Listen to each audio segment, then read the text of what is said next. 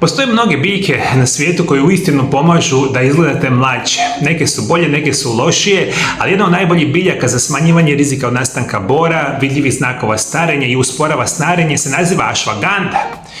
Znate li da biljka ashwagandha dolazi iz Indije, već stoljećima slovi kao prirodni eliksir mladosti? Ona pomaže u smanjenju stresa, jača imunitet i poboljšava kvalitetu sna.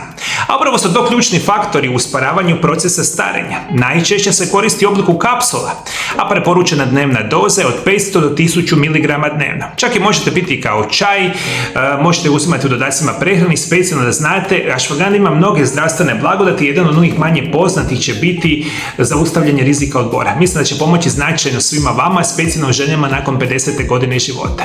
A svi vi koji uistinu želite liječiti vaše bolesti na potpuno prirodan i siguran način, koristeći samo prehranu i ciljane prirodne lijekove, nazovite +385 98 91 79 200. Nazovite moju ordinaciju, možete iskoristiti dva načina kako ja liječim moje pacijente. Prvi način je da dođete u moju praksu, drugi način je da ne dolazite uopće u moju ordinaciju, nego radimo telefonske konsultacije. Na ovaj način najčešće radimo sa pacijentima iz cijeloga svijeta. Ja ću specijalno za vas napraviti poseban program prirodnog liječenja, prehrane i ciljanih prirodnih lijekova, čak ćemo na vašu adresu naručiti najbolje prirodne lijekove na svijetu. Znači, po mojim uputama prevenirati i liječiti najgore bolesti modernog čovjeka koristeći samo prirodu, prehranu i prirodne lijekove. To je liječenje bez nuspojava, bez korištenja kemijskih sintetskih lijekova ili operacije. Iskoristite moje znanje, ozdravite, ja sam tu da vam pomognem.